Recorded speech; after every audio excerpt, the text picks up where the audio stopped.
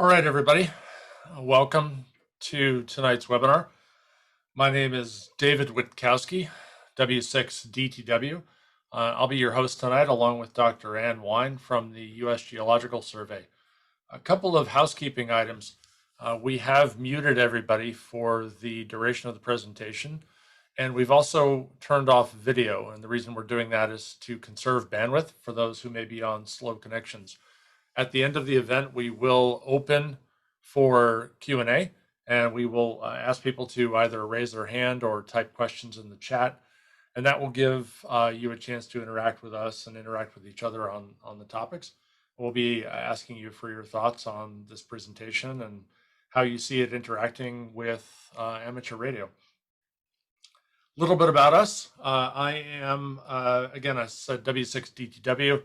I am the CEO of Oku Solutions. I work with the Civic Technologies program at Joint Venture Silicon Valley. And I'm also on the board of the Baynet Repeater Group. I was Forums Chair for PacificCon in 2014. I've worked with the ARRL and the Maker Faire project, done some writing for QST and CQ. And Dr. Wine is the lead on the HayWired scenario. Senior scientist for the U.S. Geological Survey, and has been my co-author on this project. We've been working on this for about 5 years. It's been a long process, and you'll see why as we go through the course of this presentation, why it has been such a long process. So our agenda tonight is going to be to do welcome and introductions. Already in the middle of that, I'm going to do architectural aspects, and then I'm going to hand it back to Dr. Wine for geographic and sector vulnerabilities. I'll then come back in for policy implications. We'll have a Q&A conversation, and then a summarize and a wrap up at the end. So let's get started. It should come as no surprise to anybody that communications is an increasingly basic requirement of life in the 21st century. It is just as important to our daily lives as electricity, gas, water, sanitation. As communicators and ham radio operators, you know that communications is critical, especially when situations become tense or there are emergencies. And so even the average person relies heavily upon their cellular, their Wi-Fi, their home broadband for communication. A lot of what we do in today's world is done via phones or via the internet. And certainly during the COVID pandemic, we have seen a lot of shift of our lives from in-person to virtual, whether that was remote work or distance learning, online shopping, checking in at the store when you ordered your groceries to pick them up. You typically used your phone. A lot of people have gone to contactless payments as the result of the pandemic.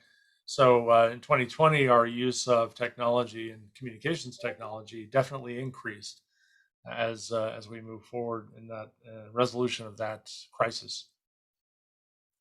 This is reflected in the usage patterns that we see for wireless. The usage of mobile data in our daily lives is exponentially up and to the right. On the average, people are using about 22 gigabytes per month as of this year, and that is a stark contrast to the less than 4 gigabytes that we were using about 6 years ago. And this trend shows no signs of slowing down. We're exponentially increasing up and to the right.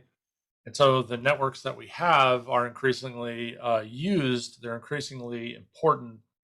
And also, when failures occur, it has an exponentially increasing impact upon our ability to do things. People in the United States who have stopped using landline phones is now over 50%, and in the Western United States is almost 62%. Renters are 3 out of 4 likely to be wireless only. People in poverty are likely to be 2 out of 3 wireless only. Hispanics, 7 out of 10 Hispanics are wireless only. 52 million children live in households that are wireless only. And 80% of all calls, Ann, could you mute, please? Thank you. 80% of all calls to 911 are made from mobile devices.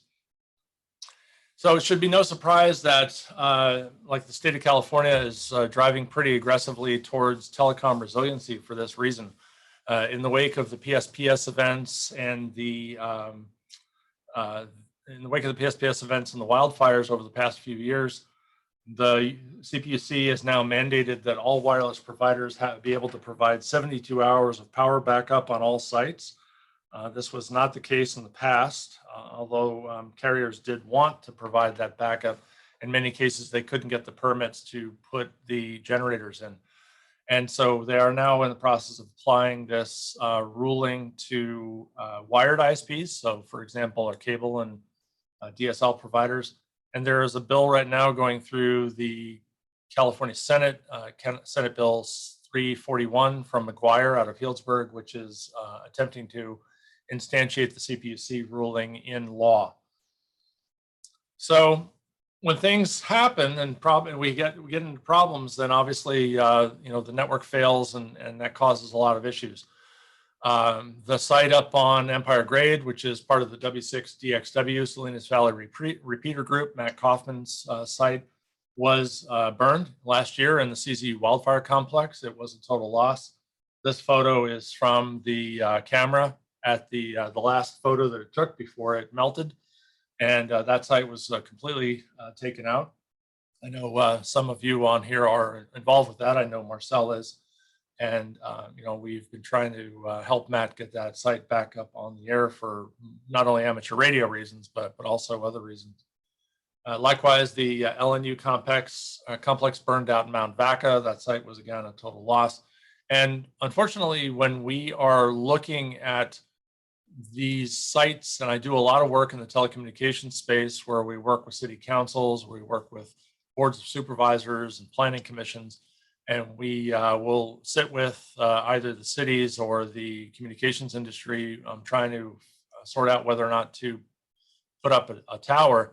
A lot of pushback comes. Well, there's already a tower. My phone already works. Why do we need a second tower? We're all hams, and we know that redundancy equals resiliency. And so we have been arguing that when we have a single point of failure, then of course, when that site goes down, people come to rely on text messages, reverse 911, wireless emergency alerts, Code Red, Nixle, et cetera, all these systems that they're using to try to alert the public. If they don't have connectivity, then they do not get those messages and they may not get the order to evacuate. So in the course of doing the work on this HayWired scenario, Dr. Wine and I, because we have not had a major earthquake in the information age, we attempted to approximate what would occur in the hypothetical scenario of the HayWired event, which is a 7.0 earthquake, a full strike along the Hayward Fault, which ranges from above Oakland and Berkeley all the way down to San Jose. And we'll talk specifically about the earthquake scenario in a little bit. But we looked at other disasters in an attempt to try to figure out what would occur. So for example, we looked at the Florida Panhandle in the aftermath of Hurricane Michael. This area was kind of personal for me because I was stationed in the military in the Panhandle, right at the ground zero of this, where all that red square in the middle, where they lost 61% to 100% of their cell sites. And the hurricane just came in and just basically stripped all the cell sites off the poles. And so, of course, that was a pretty significant outage that left a lot of people lacking for communications resources. Likewise, we looked at the effect of power outages during the PSPS events in October of 2019. Marin County suffered almost 50% of their sites were out. And when I was doing 1G cellular and 2G cellular back in the day, I was working in that area. We had a lot of trouble getting sites in Marin County, and then had a lot of trouble getting generators for those sites. And people just didn't want the fuel and tanks. They were afraid of leaks. They were afraid of damage to the natural environment. And so unfortunately, when the power was shut off, a lot of sites went down for that reason. And so it was a bit of a challenge. And of course, as I mentioned, this drove some legislation and some regulatory actions that came out of Sacramento and are continuing today. So I'm going to talk about the architecture of, this was quite a bit of the work that we did in the HayWired scenario. And really it was trying to boil down, and of course we had to consider the audience for this document. Who are we talking to? So, and how are we communicating this information? Obviously, if we're talking to telecom engineers, we'd want to be a little bit more detailed, but we were talking to regulators and elected officials and political leaders, and in fact, the media and the general public. So we had to really distill down this question of how is the telecommunications built environment, how does it integrate? And long gone are the days when things were simple and you had a pair of twisted copper that came into your house that brought in your phone. And then maybe later on, you had your DSL on that line. And then you had your cable TV coming in on the coax. Those things were, they were not connected to each other. They were very separate. And nowadays, of course, you have broadband over coax, you have broadband over DSL, you have voice over IP, you've got cellular. People are using a variety of communications in a converged environment. And so estimating the effects on this hyper interconnected and hyper complex environment was a significant portion of the work that we did over the past 5 years, and really breaking it down into what would be damaged by fire, what would be damaged by battery failures, what would be damaged by landslide or afterslip. Fire following earthquake is a major disaster vector in earthquakes. Gas lines break, gas lines blow up. That causes fires. Fire spreads. It takes out towers. It takes out power lines. It takes out fiber optics. And so we have to think about the interconnection between all these systems, and it becomes very challenging to analyze. And then likewise, looking at the data layer in the internet, how does data flow over these different systems? And then even for people that live in rural areas, of course, they may be relying on satellite broadband. Well, the HughesNet Gen 5 is probably the most common of that, but now we're beginning to see a rise in Starlink as well. And that relies upon a few different things to keep that up and running as well. So not that the satellites are going to get damaged, but certainly the earth stations could be, or the user terminals could also be damaged. I'm going to turn it over to Dr. Wine, and I'm going to ask her to unmute herself. And then I'm going to give you remote control of the mouse. So Dr. Wine, if you would, please check your mouse, make sure it's working, and go ahead. There you go. Wired is wired or wireless technology, emphasis in the HayWired scenario. But wired also means connectedness in other ways, in terms of cascading effects of hazards that disrupt our lives and livelihoods. It's the interactions in space and time at each level of the hazards. Shaking causes liquefaction and landslides, for example. It's also amongst the engineering and interconnected lifeline infrastructure, and also interactions in our economies and our communities. So it's an attempt to test our connectedness. Okay, all right. So I'm going to talk about the hazards of the earthquake for this scenario, which is on the HayWired fault, and you can see the USGS estimate there for 72% chance of a large earthquake in the next 30 years in the Bay Area, and almost half of that chance is loaded on the HayWired fault. So we are due to be prepared for an earthquake on the HayWierd fault that occurs every 140 to 200 years. And the last one was 1868. I'll also talk about what we managed to gather in terms of infrastructure and damage and exposure estimates, a simple restoration model, and I say economic impacts here, but we cut that out. Next.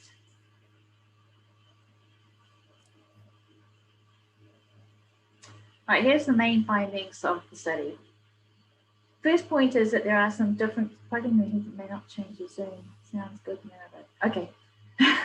There are now differences from hurricanes, which has been the main focus that has informed thinking lately around the resilience of telecommunications. So we tried to emphasize what's different from hurricanes in terms of the complications of earthquakes, in particular ground failure, liquefaction, landslides, surface fault rupture, all can stretch and break infrastructure. Fire that follows an earthquake adds complications, and then a sequence of aftershocks is also very different from the hurricane situation. In terms of vulnerabilities, and you won't be surprised, my concern is expressed around old buildings that are hosting and supporting telecommunication infrastructure, cellular sites, copper and fiber optic lines crossing the fault. Any equipment that's not properly installed and unanchored can fall over during the shaking of an earthquake. Monopoles that are not loaded appropriately, and any poorly maintained infrastructure. But there's a lot of uncertainty around how strong and how well the equipment will perform, just because the design and installation standards are inconsistent within the industry. But we can learn a lot from prior, earthquakes that we've been able to observe. Like the public safety power shutoffs to prevent fire, the dominant cause of voice and data outages has been that dependence on electric power and earthquakes as well that we have studied.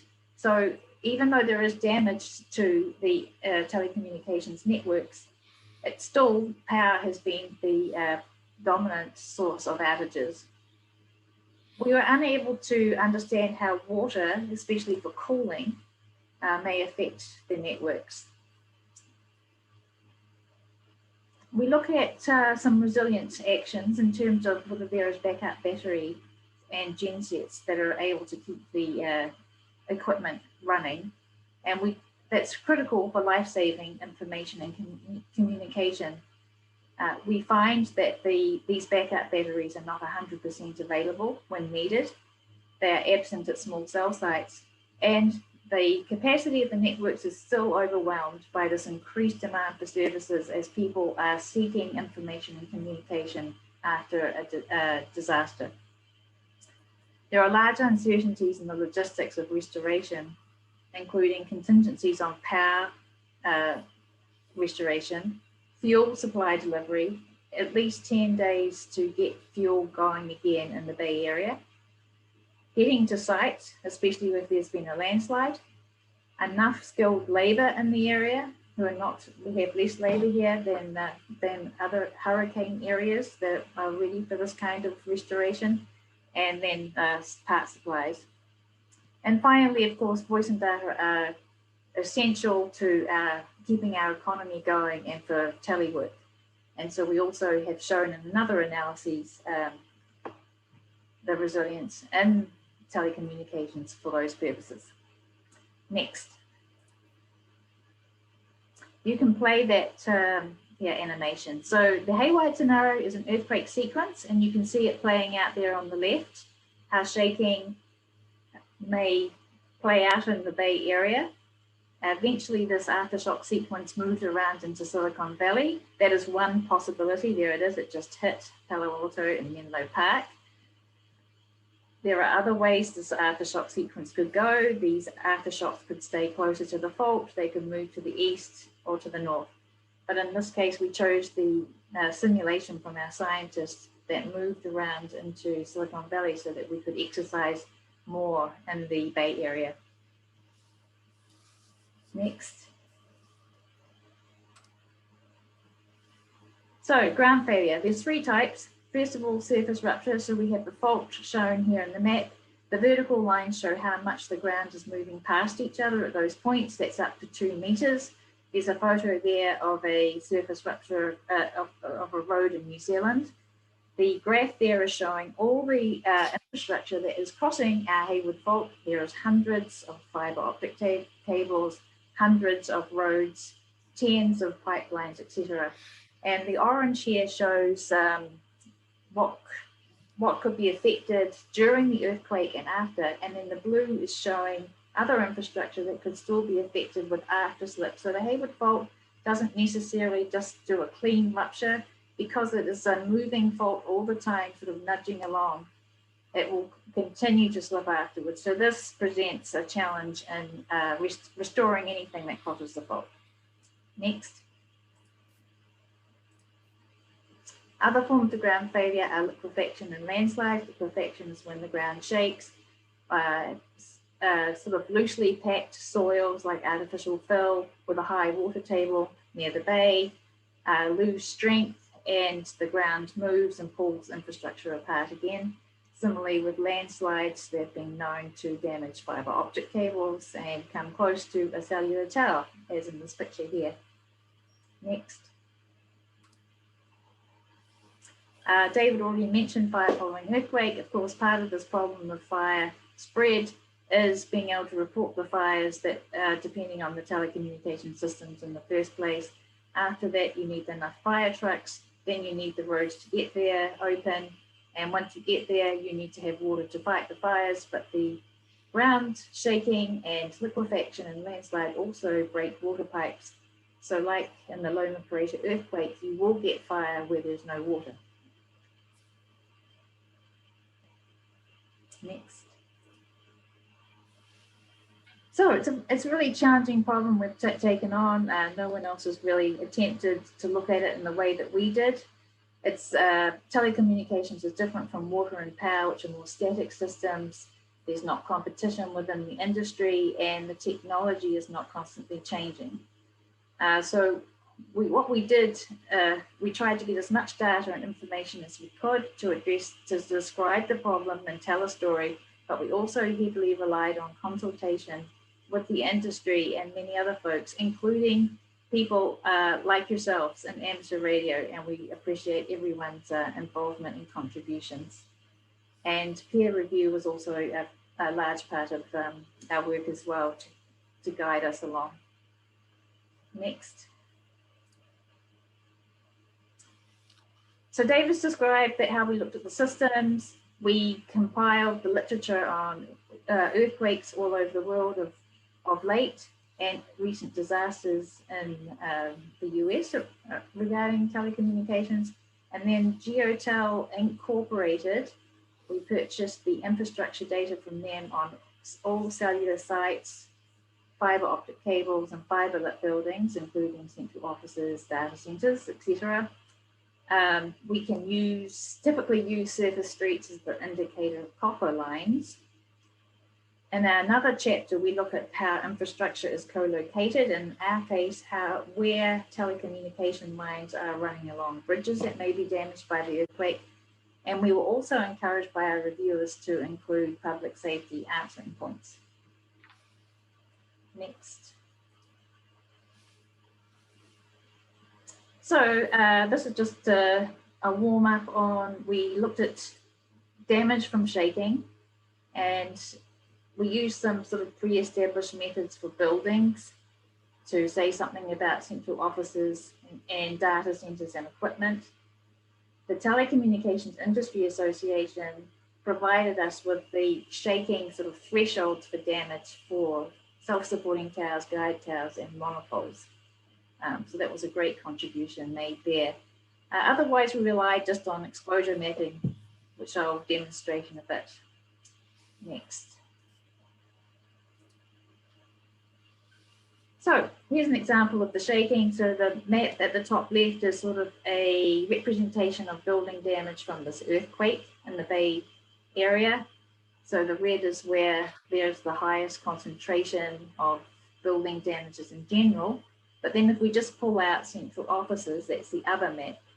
And according to the methods that we applied and the types of buildings and codes assumed, then we say that some central offices are red tag, which means they cannot be entered and used, and some central offices are yellow tag, which means they have limited use.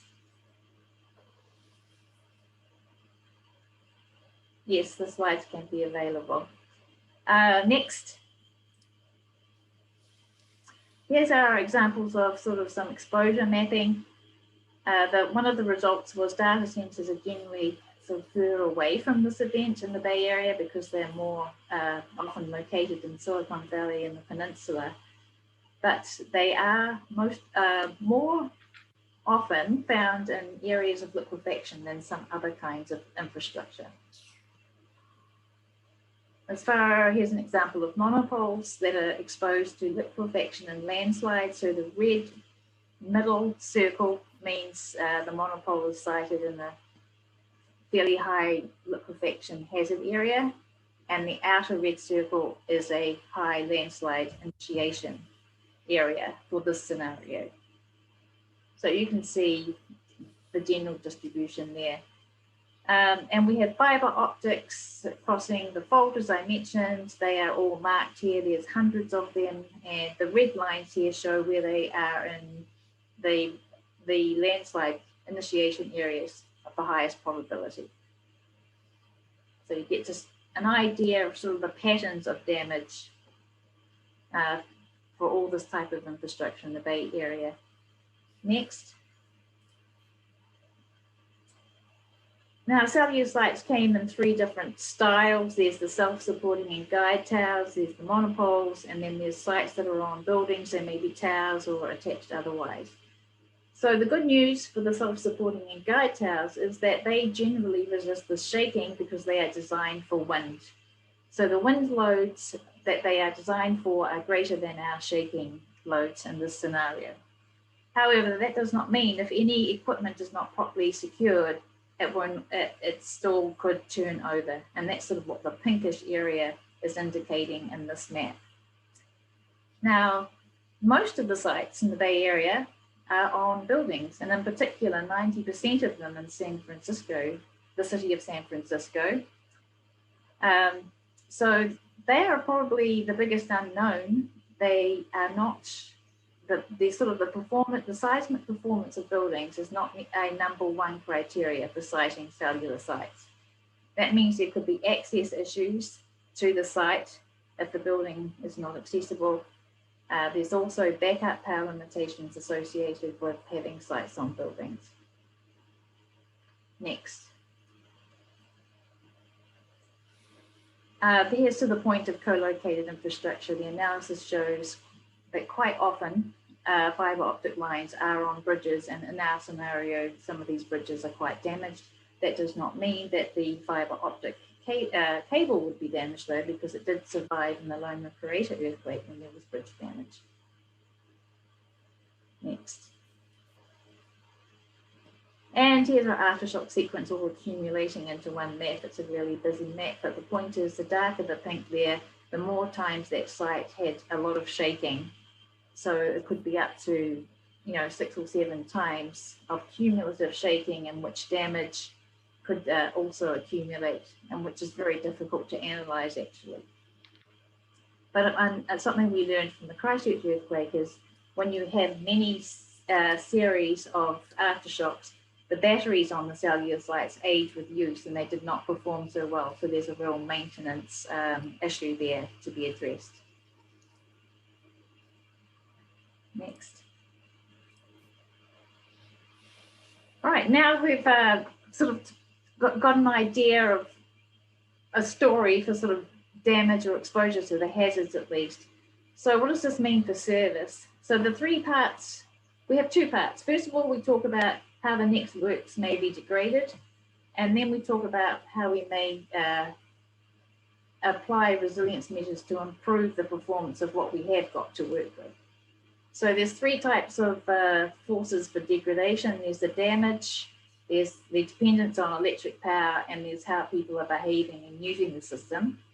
And then on the resilience side, we modeled permanent backup power, the sort of first truck arrival, when trucks first arrive to a site with fuel or equipment, and then can we control behavior in any way as well.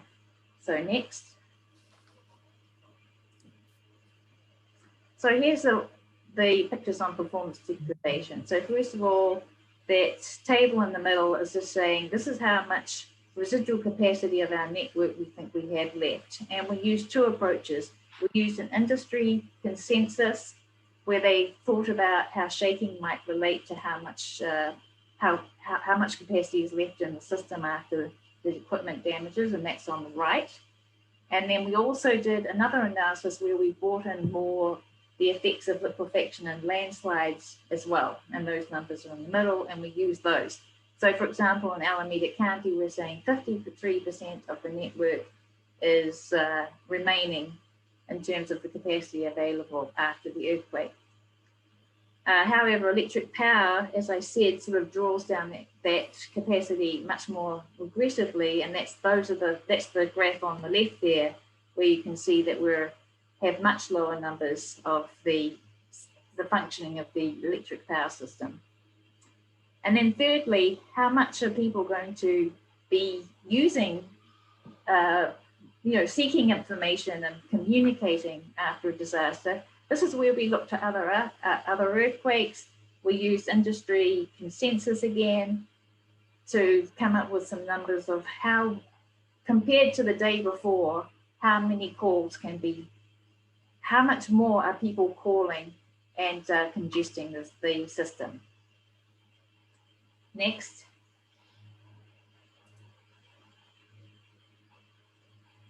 Now we get to the resilient side. So we assumed 50% of the sites have batteries and 50% have generators. This is probably optimistic, especially for San Francisco, we since found out. And then we assumed that 90% of the time, whatever backup power there is, it's functional.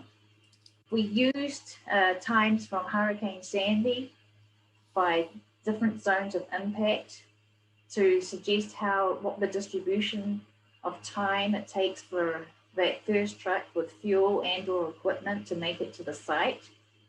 And then we also assumed that suppose we can reduce the demand for making calls by 10%, i.e., people texting instead of calling would be one example.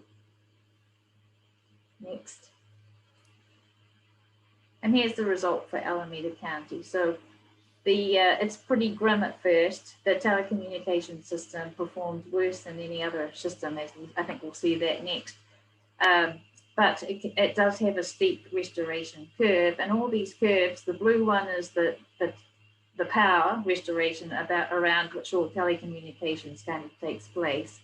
And the bottom line is sort of the worst case. You're fully dependent on power, you don't have any backup power, and you haven't managed to reduce any of your behavior management.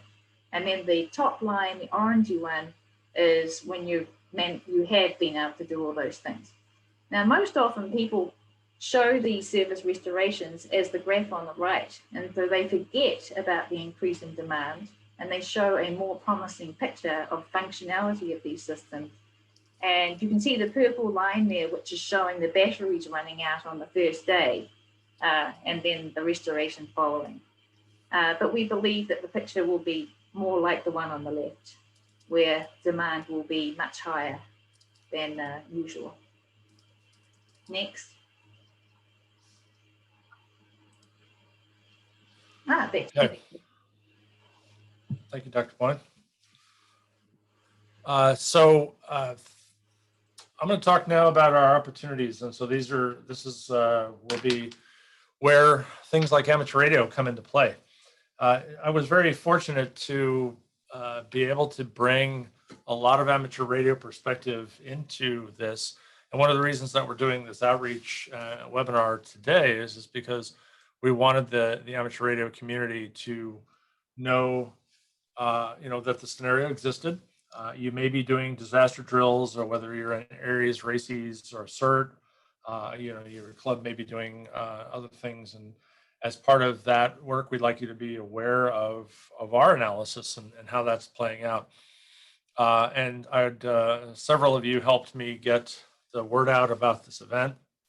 Nigel Gore, Alpha Fox 6, Zed Fox, thank you for your help with this, and others as well. And so I'm going to go into this and talk about our opportunities for potentially doing some things that would help the community and help ourselves as well as a region. So, mitigating damage is probably the thing that we think most about with an earthquake. We think about mitigating shaking, ground failure. We think about mitigating fire following earthquake. This is the standard scenario that you've seen in shakeout and others is, how do you, bolt your house to the foundation, secure your bunk beds to the wall, keep a wrench nearby to turn off your gas, how to do various things. This is sort of the preparedness 101, drop, cover and hold, right? So This is, these are the things that we do, and these are the things that I think people are well versed in. Maybe, we're not thinking from a telecommunications perspective as well about our dependencies. For example, Dr. Wine talked about fiber crossing bridges. What happens when a cell site is on a building? What happens when small cells, which we are coming to increasingly rely on to provide the augmented performance that serves our devices? It's one thing to make phone calls or send text messages. It's another thing to get data. And data is typically provided by the small cell network, and the small cell network, unfortunately, is not battery backed. And that's largely to the fact that it's very hard to put a generator in the middle of a neighborhood and a fuel tank in front of somebody's house and to have them be okay with that. And so it's pretty challenging to put backup power on all cell sites, although the CPUC did mandate that. And I guess we'll see how that plays out. But the things that we did not think about, things that I was surprised by, are dependency on water. So data centers. We think about the internet exchange points, the ones in San Jose, Palo Alto, Oakland, San Francisco, where all the internet networks come together and are then reflected out to other networks. Those buildings are typically running on evaporative coolers. And if the water to that building fails, then we do not have a data center anymore. Those systems will have to be turned off, or they get hot enough, they'll turn themselves off. So looking at the question of, for example, when the water company is thinking about how they're going to restore water service to homes, they also have to think about the question of where are the data centers, and hopefully this work is informative for that. Preparing for restoration is really challenging because we have limited fuel supply. Of course, being in California, we have a special blend of gasoline that we keep here locally. But if we have a refinery failure, or we have some issue where we can't get the fuel where it needs to go, then that's a problem, and we probably have to look to the state for waivers to allow them to bring gas in from other states. And then, of course, it has to be driven there. So getting the drivers in to do that is a challenge. There was a previous slide where it showed a bunch of trucks being fueled up and tanks on the back of trucks. That was actually my friend Wilson from North Carolina, who during hurricanes, he does that. He is a ham radio operator in North Carolina. He drives fuel around. And he actually gets flown out here to California to drive fuel around during the wildfires and the PSPS events. So I'm not sure why California doesn't have enough truck drivers to move fuel around, that they would have to send people in from North Carolina, but apparently they do. How do you cooperate with electric power companies? Because of course, without power, communications does not work. How do we deal with the inaccessibility of sites, whether that's a building that you can't access because it's been red tagged, or whether it's a mountaintop site where the road's washed out, or perhaps the shaking damage has caused the road to be inaccessible. Some of you work in public safety, I'm sure, as did I in my early career, and some sites are already treacherous to get to, and you can't. There may be cases where you just simply say, I can't get a trailer up that road, or I can't get fuel up that road.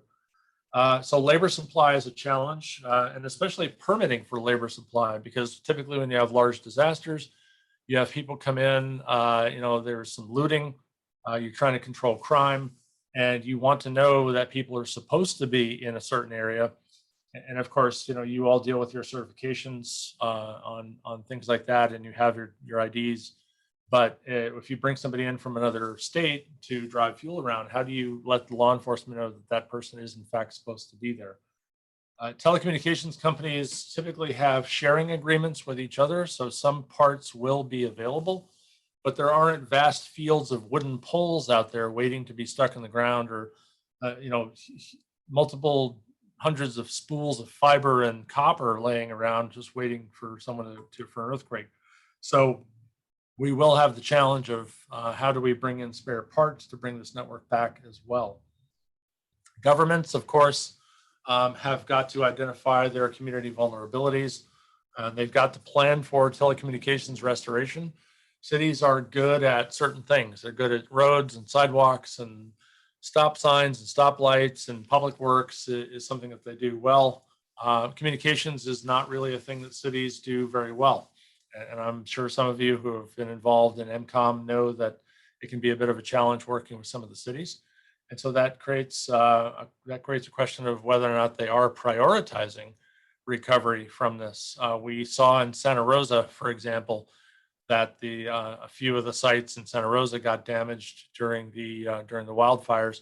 And in the work that I do with the communications industry, I know that it was challenging to get the city of Santa Rosa to agree to allow those sites to be rebuilt. They essentially wanted the carriers to go through a re-permitting process, which seems ludicrous given that the sites were off the air, and it wasn't that they were adding to the sites; they were simply just replacing the equipment. But it may also be that they want to, in the process of rebuilding, maybe transact some upgrades. And now you have the challenge of asking the question, well, is it okay for us to go ahead and move this site from 4G to 5G? As long as we're going to be in there, we might as well put in the new equipment. And maybe that's going to cause some challenges. So I don't know that cities are very focused on telecommunications in general, and telecommunications restoration is also likely to be challenging.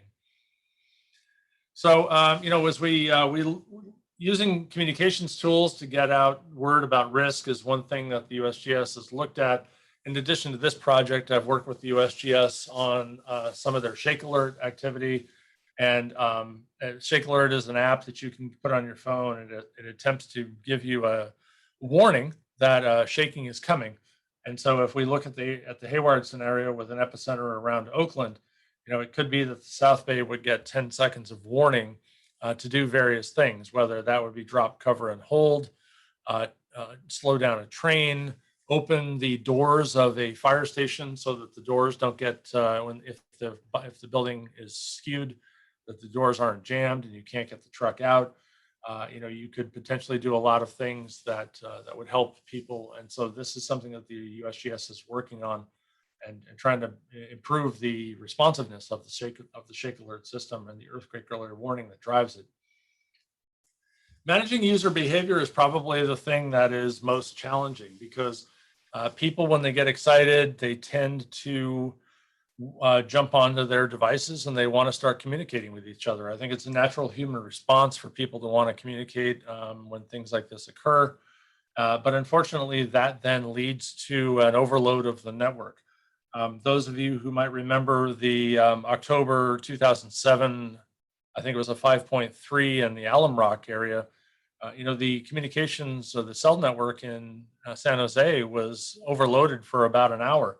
In fact, it was the reason why my wife got her amateur radio license, was because she got a little freaked out and couldn't reach me on the phone.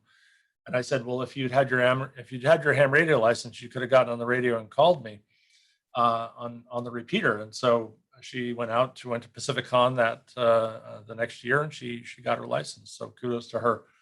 But also voice, as we know, voice is a resource intensive communications method. Text messaging is the best method for communication. Keeping people off the data network, that probably occurs naturally, but it could also be done with throttling of the data speeds to preserve communications bandwidth for critical functions. Of course, as public safety is moving towards FirstNet, that becomes less of an issue, but we still have some public safety agencies that have not moved onto FirstNet. So text messaging is, in fact, the best method for communication in the event of a disaster. But how do you manage users in that regard? How do you convince them to stay off of their phones is going to be, I think, very challenging. Preparing for emergency response, we have to improve the resiliency of our 911 call services. We know that 911 PSAPs are likely to be affected. Either whether or not they're damaged, they could simply just be overloaded. The lines going to them could be damaged. Leveraging amateur radio is one thing that I was happy to have an opportunity to make a contribution to this document, where we did include recommendations for cities to work with amateur radio. We all know, I don't have to convince you that we are, when all else fails, we're the communications method of that survives. And so we have to figure out how we're going to interact with some agencies that may not be very amenable to working with hams. Of course, we've all had that experience where we're frustrated by the cities or the government agencies' willingness to work with us. But attending to vulnerable populations is also a challenge. There are, especially with the scenario running through the East Bay. That goes through some of the poorest areas of the Bay Area, and some of the housing in that area is frankly substandard, and it is likely to be aggressively damaged by this earthquake.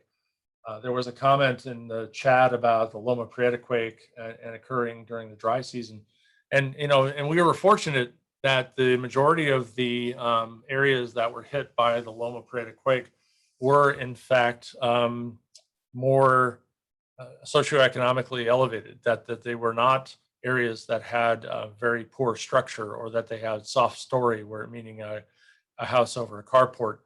And so if we have a major quake in an area like the East Bay, where we have a lot of vulnerable populations, that does increase the amount of human displacement that's going to occur. And when those people displace, then they have to go somewhere. And when we go to evacuation centers during the PSPS, so the wildfire events, we received at Joint Venture Silicon Valley, where I work. I received calls from shelters as far north as Petaluma that were asking me if I could help them drum up chargers and cables, because a lot of people bailed out of their houses and forgot to take their chargers with them. So now they had their phones, but they couldn't charge them. They also had, of course, overloaded networks. On-site Wi-Fi was heavily strained. These buildings, like at the Petaluma Fairgrounds, tend to be older, so they are not up to necessarily current code, which means that they don't have as many outlets as they probably should. That then creates a problem where you have literally fights breaking out, and this occurred during the PSPS evacuations. You had fights breaking out over people quote unquote hogging the outlets. So how do you have enough extension cords and splitters to do that, and how do you avoid creating a fire hazard with those? So shelters, in addition to cots and blankets and water bottles and granola bars, have got to think about the question of how do you build communications, how do you set up Wi-Fi, how do you power, and I think that could be an area where amateur radio actually can contribute, because we're familiar with that sort of ad hoc activity of building solutions in less than perfect circumstances. So thanks, Frank, for your comment on that. The other thing is that in today's hyperconverged world, we're no longer getting 48-volt tip and ring coming down the pipe from the phone company. The central office is not powering our phone. Most of our communications is via voice over IP. The telephone companies have increasingly moved people towards voice over IP, voice over DSL, voice over cable. And that has placed the burden of powering that equipment on the residents. So most people do not realize that they have to have a backup generator for their home, or they don't realize that they need to have a backup power supply on their residential gateway for their broadband. And we had this situation occur during a power outage. And I live in Santa Cruz County as well. And we've had some cases where the power's gone out. But having a backup is really important, and making sure that your battery is not dead. Of course, you don't realize your USPS is dead until the power outage occurs, and then all of a sudden you realize it's dead, and maybe you forget to check it. But most residents don't think about this, and so I think that the general public is not really necessarily ready. If there was a benefit to the PSPS events and some of the power outages that we've had, it has been that it has forced people to think about their power. And it's, in a sense, I sort of see the PSPS events as a dry run for a major earthquake, because it is forcing people to think about that question of how are they going to keep their stuff charged over a long period of time, and whether or not their broadband will continue to operate. And I think, again, communicating out about messaging and not jumping on YouTube and trying to go viral with a video of a building burning is something that people have to understand. I don't know how you control that, but it is going to be a challenge when it does occur. I'm going to give Don Prosnitz November 6th. My phonetics just fell out of my head. Oh my God. I need field day to get my phonetics back. November 6th, Papa Radio said, let me find you in the list here, Don. And I am going to, I'm not even sure Don, if you're here, would you please raise your hand in the chat window or give me, I can't find you. Is Don not here?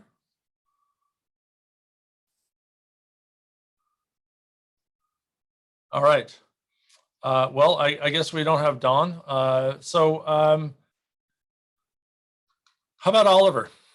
Maybe we'll give Oliver a chance to chat here because I know you and I have communicated about this.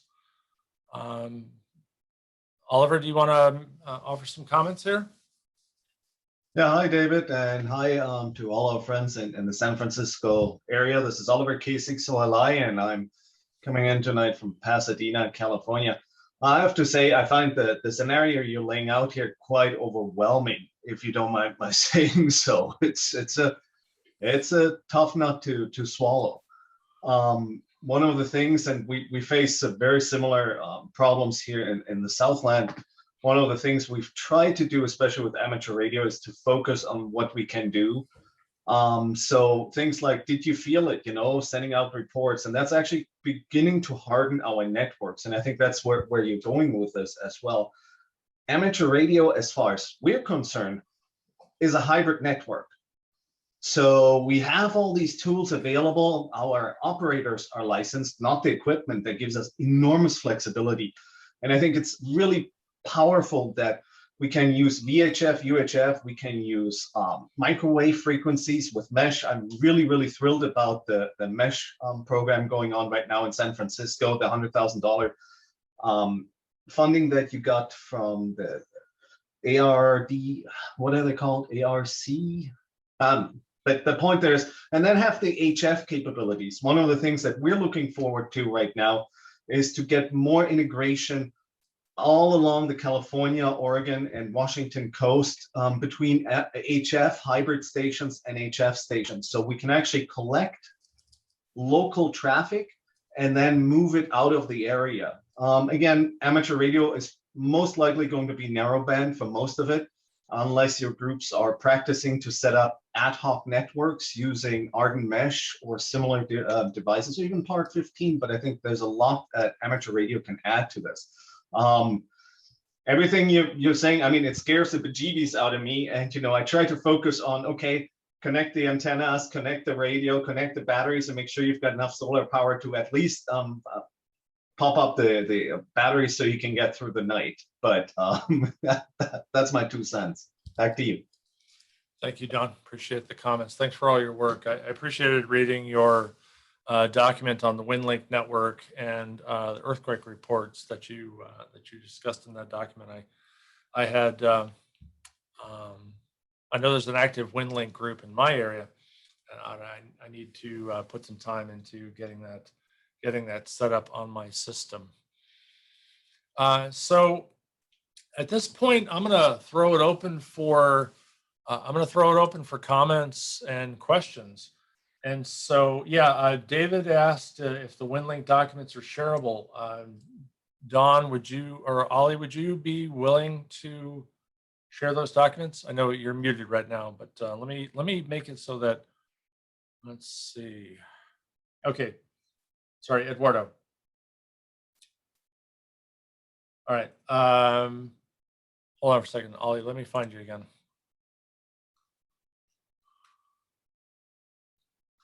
Where are you? There you are. All right. So would you be willing to share the WinLink documents? Oh yeah, all our documents, Aries LAX Northeast considers itself a learning organization. So all our documents are available. In fact, you'll find a lot of them on the winlink.org website in the know-how. And if you have any, if you want any of our guides, setup guides and so on directly, just email me, k6oli@arrl.net. That's Kilo 6, Oscar Lima India, at Alpha Romeo Romeo Lima. dot November Echo Tango, and I'm happy to forward those to you, and you can adapt them for your own purposes too. They're all Google Docs, so if you want to branch those off to make them work for your area, we did that with our friends up in Portland. They're super happy, so we want you to get up and running and WinLink and have fun with it. That's really the great thing about that. So yeah, please reach out. Thank you, Ollie. Appreciate it. All right. So at this point, if you have questions or if you want to offer some comments, we can have a conversation. You can type chats into, or you can type questions into the chat window on the left-hand side of your screen, or I guess you have to pop the chat window. It's on my left-hand side. You may not have opened yours. And then Barbara asked, will you please put your email in the chat? Yes, Barbara, I did. You look up a couple and you'll see it. And then if you want to raise your hand, you can go ahead and do that through the Zoom. And just go ahead and raise your hand and I will call upon you. I'm not going to throw it open to everybody because it's going to be like, CQ worldwide phone on the first 15 minutes on 20 meters, because everyone's going to jump and it's going to be we're going to get a pile up here. So if you want to speak, please either jump into the chat window or raise your hand in the app, and we will go from there.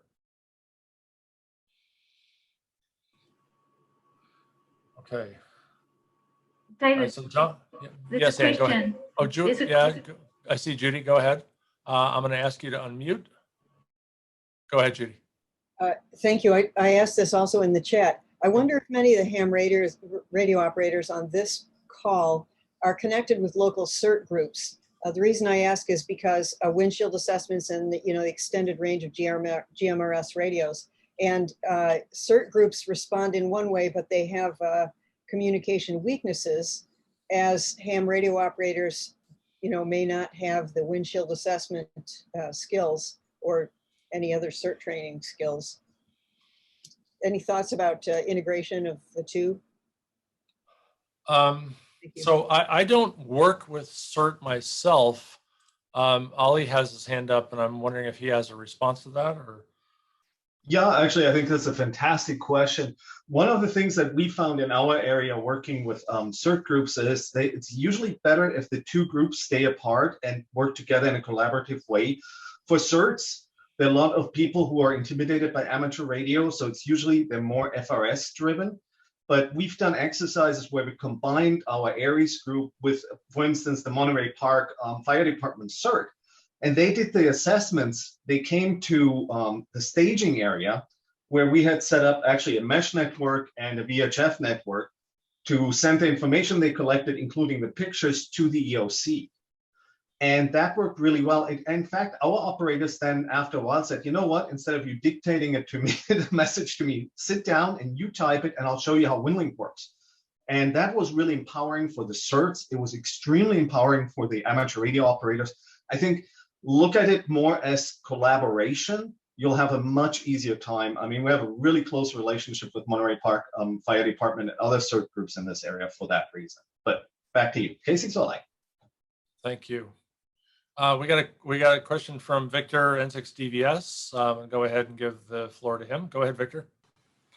Yeah, my question is, we keep talking about cell towers failing. What makes us believe that repeaters are gonna withstand the damage?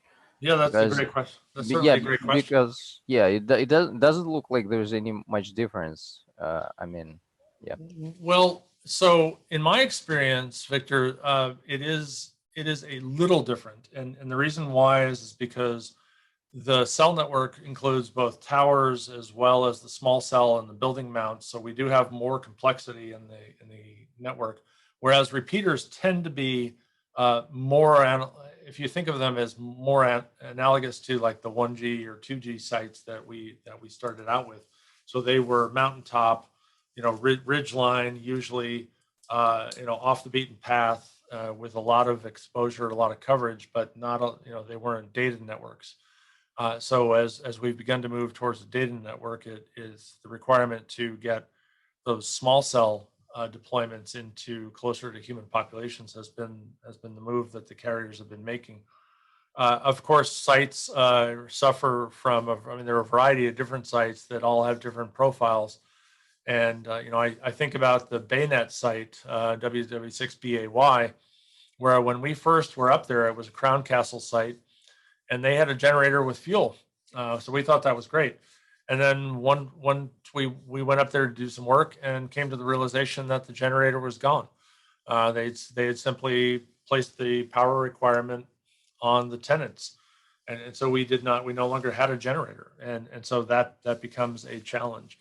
I don't know that there is a presumption that the amateur radio network works or is more or less resilient. I think we're probably thinking more about amateur radio as a simplex and a relay operation, because you have that highly decentralized nature of amateur radio where people can set up their own repeaters. For example, the Baynet group has a jump repeater, a box that we can deploy, and we can take it anywhere, and we can plug it in, put it in the back of a truck, run the truck like a generator, ergo, right? You have now, now you have a repeater.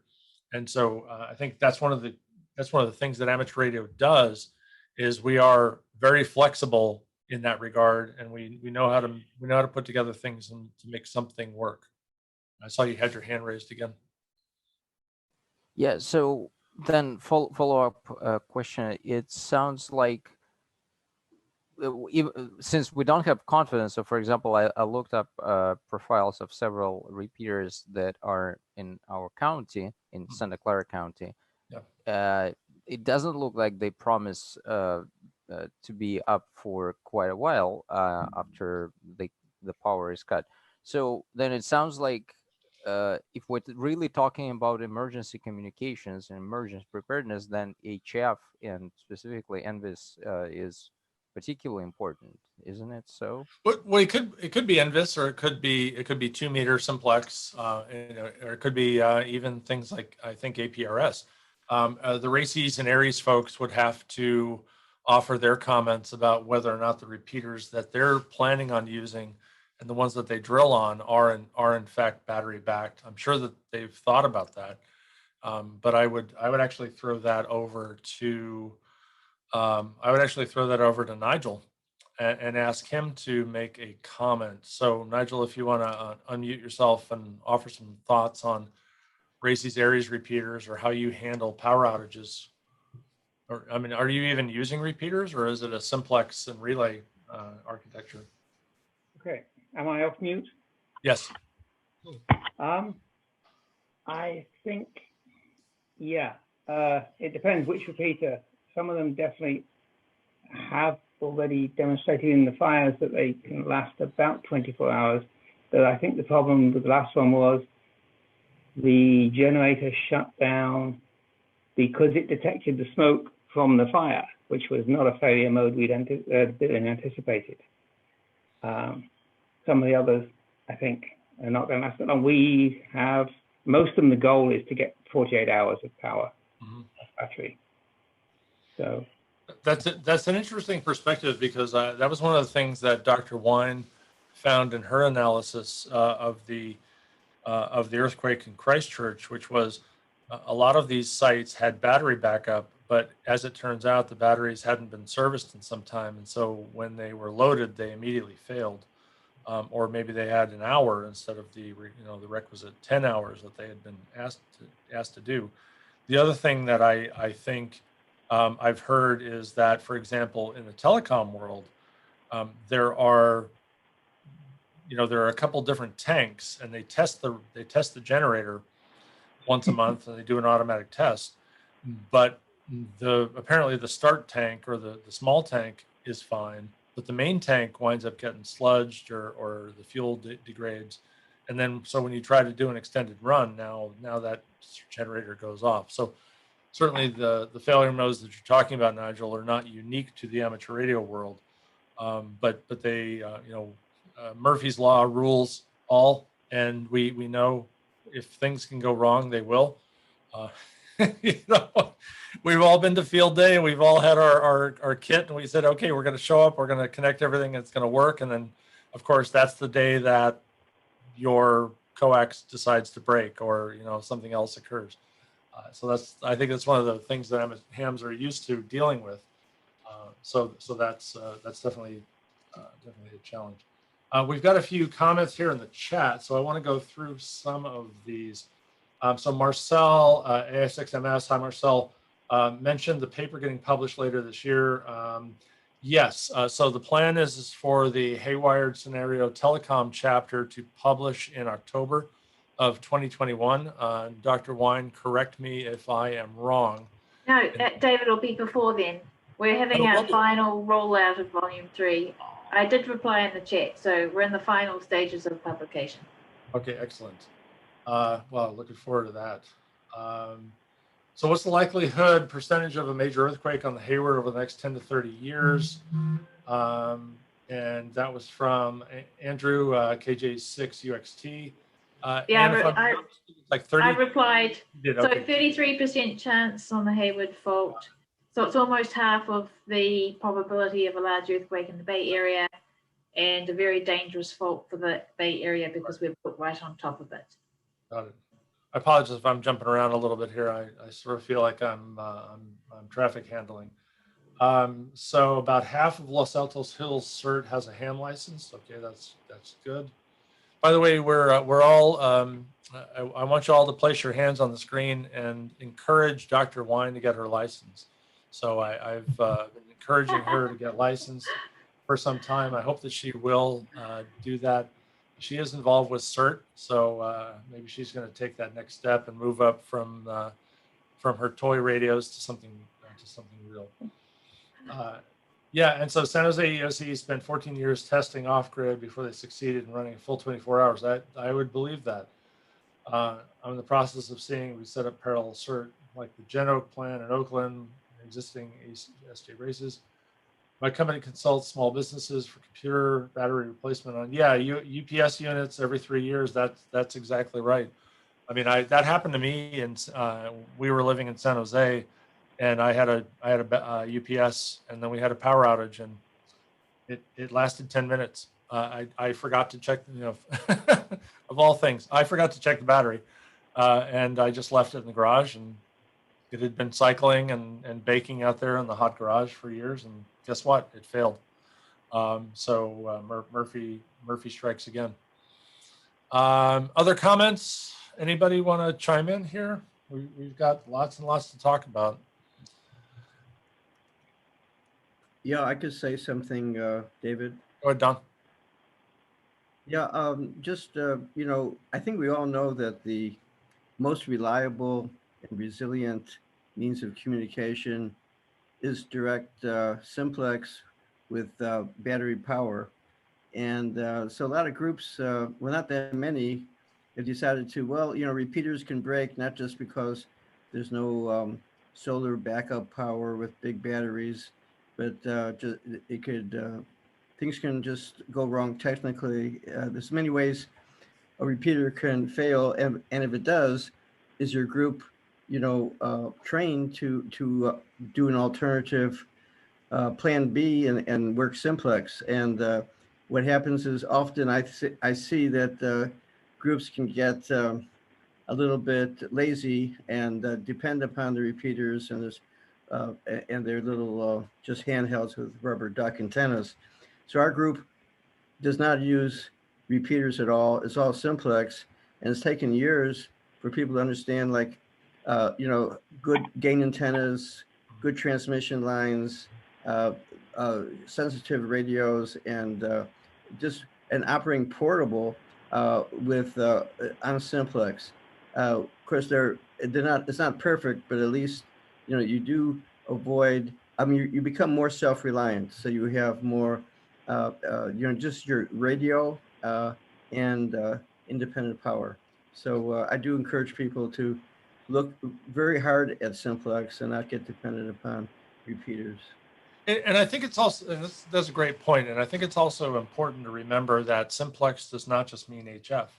2-meter simplex single sideband is a very viable communications method, and of course there are a few people that get together. If I recall correctly, it was Wednesday night on what is it, 144.230 upper sideband. And you know, we could talk from San Jose down to Fresno if you had, and of course, the gentleman who owns M Squared Antennas down there in Fresno has a pretty nice setup.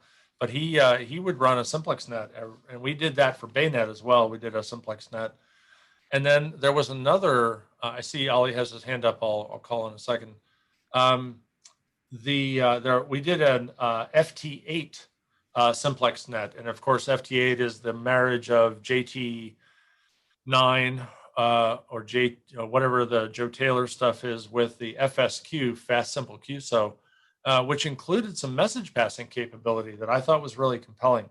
And this was the ability to do digital communications, and of course APRS is something that a lot of people have experimented with. And yeah, it's fun to watch little plips going around on a map. But you know, if you talk to Don, I'm always going to butcher his last name, Don Berninga, who created APRS. He always says, you know, the purpose of APRS is not to watch people on a map, but rather is to pass messages and to do that digipeating. And so the ability to send messages through the network and have them routed around is I think important. I would encourage everybody to investigate non-repeater capabilities and to consider getting your single sideband on 2 meters tuned up, or look at FSQ or FT8 on 2 meter sideband, which I found to be very useful. And we were able to pass messages back and forth, and it has an auto hopping feature, which you can pass a message through an intervening station. So that really gets to that, American Radio Relay League, that relaying of messages and that traffic handling is really powerful. So I see Ollie has his hand up. I'm going to ask him to unmute. Go ahead. Okay, let me lower my hand first here, but I would like to really support everything that Don on November India 6 Alpha has just said. You cannot underestimate the importance of simplex. One of the things that you're facing in San Francisco, and here's one of the reasons why I'm so passionate about San Francisco, is our goddaughter lives in Walnut Creek, okay? So I want you guys to be successful so she's safe. But one of the things about simplex is it needs to be trained. We recently had an exercise, one of our fifth Saturday exercises, where we actually started taking out repeaters. We started taking out WinLink gateways that people were used to, and they were set up at the hospitals where they're supposed to work. And a lot of things didn't go as expected. That was the bad part. The good part was every time somebody ran into problems with 2-3 other stations willing to step up, and we relayed a lot of information. And again, for us, the traffic is agency traffic. We sent ICS 213s, we sent hospital bed availabilities, we sent resource requests with really complicated, I'm not a medical person, but really complicated medical terminology in there, right? And we used simplex for all of it. VHF simplex from the different hospitals, relaying using the VAR FM digipeater function. We kind of moved on from VAR. We still use packet. Actually, we use it for APRS. And one of the ways we use APRS is to report hospital service levels. So if you have a green status, that means the hospital can take patients. If you have a red status, the hospital cannot take patients. And that kind of monitors what ReadyNet does. But as Don said, if your group doesn't do A, simplex on a regular basis, and B, agency messages, ICS 213s, everything that an agency, a fire department, a hospital, a police department will ask you to send, you're not prepared. And I hate to break it to everybody like this. It is really, really important to practice with the traffic you send, because you'll fight the way you train, and you have to train the way you would expect to fight. And as I said, I'm really passionate about that. Our group, we had to do a lot of training, and they're getting really good at this. We're trying to bring the next batch of people up and running, and it's a whole lot of fun. That's the other thing that's really great about it. But please practice simplex, start addressing these issues. Realize that they're also NVIS has its downsides. If you're in a pile of rubble, where are you going to string that antenna? Can you get it low enough? Is there enough room? Can you do the safety? So things like that, stay portable.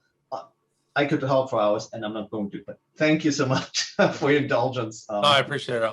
Thank you, Oliver. Yeah, and I think you're right. I mean, I think the equipment for 2-meter sideband and 2-meter simplex FM is simple. I mean, most people have it already. A lot of people think, oh, I need a horizontally parallel polarized antenna for sideband. Baynet ran the single sideband net on vertical, and 75% of the people were on vertical. It's not as efficient, but it works. And frankly, if everybody's on vertical, then guess what? It's going to work. And you can also use it with digital modes, and a lot of people are chatting in the text or in the chat window here about APRS. I guess people that like to chat on keyboards like APRS, so that may be why they're chatting over there. But yes, I agree. I mean, I think that there are a lot of things that we can do in amateur radio, and so getting back to that, HayWired scenario.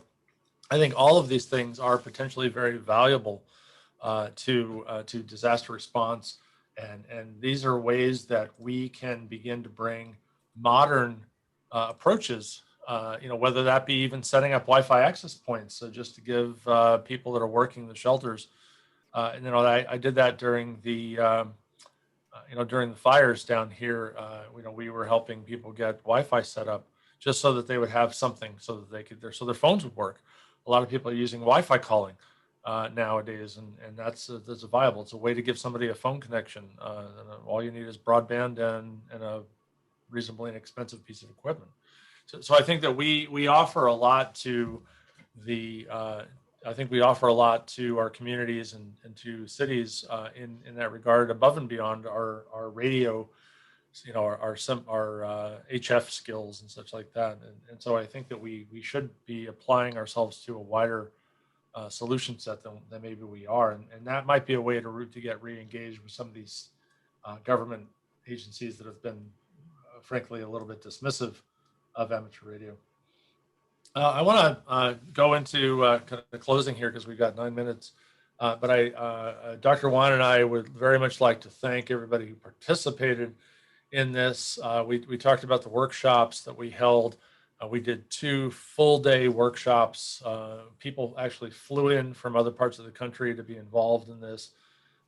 We had people that were involved in those workshops who were amateur radio operators, and we had the carriers, and we had the TIA 222G standards group for tower seismic resiliency involved, and just a ton of people from the USGS, and we had post workshops. We had to pull all that together. We had reviews of the scenario, and this was this was a big project.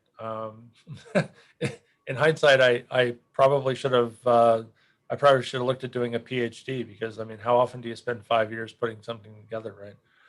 But this was it was really an amazing opportunity for me, and I really appreciate Anne. Thank you for the opportunity for letting me be involved with this, and I'm hoping that our contributions will save lives and property in the long run. And yeah, go ahead, Anne. Oh, thank you, David, for sticking with me, because other people thought they could help me, and then they weren't able to hack the pace. So we couldn't have done it without you. Yeah. Well, thank you. I appreciate you saying that. It has been a long road, but it's been enjoyable, and I appreciate our friendship and our professional relationship as well. We have a little bit more time if people want to chat. We've got about 8 more minutes, but I also wanted to I wanted to give Nigel a chance to maybe close out with some comments. Nigel, thank you for helping me pull this together. And I approached you about getting out to the amateur radio community, and I think it was an idea that I had. And David Vieira asked or suggested that I talk to you, and I'm glad that he did. So maybe you want to say some final words. Okay, I think the main point is that right now we're at a stage of rapid change in what we do. And we, at this point, need to start thinking about how we can do many of the things that we just discussed and how we get that equipment out there, and that's probably how we fund it, because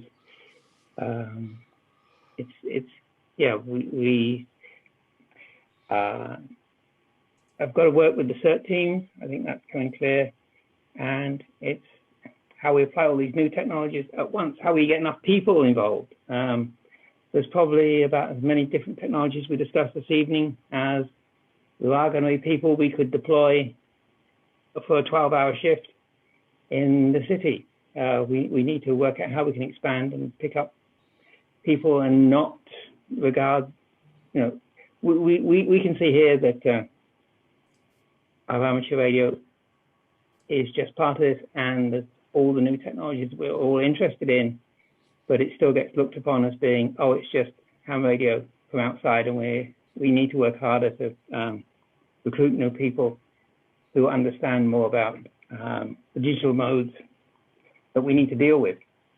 So I think that's really all I have to say. I agree with that. Thank you, Nigel. Appreciate it. And thanks for the partnership on it. I wanted to, as final word, just in case any of you have not heard, PacificCon is happening in person this year. Well, we just got, a few weeks ago, we got the word from Mount Diablo Amateur Radio Club. So for those of you who like to go to San Ramon, PacificCon is happening in October. I'm looking forward to that. I do intend to ask Misa to allow me to do a session on HayWired at PacificCon. So I hope you'll attend my session if it does get accepted, and I hope it will. So I hope to see all of you face to face in San Ramon later this year. If you can make it, that would be fantastic. Really missed not having that last year, and I hope we can resurrect that event. Thank you all for being here and for your time and taking the evening to join us. You can reach out to me at w6dtw at awrl.net is mine. I'm good on QRZ as well if you want to reach out to me through that. Have a great evening, everybody. Thank you.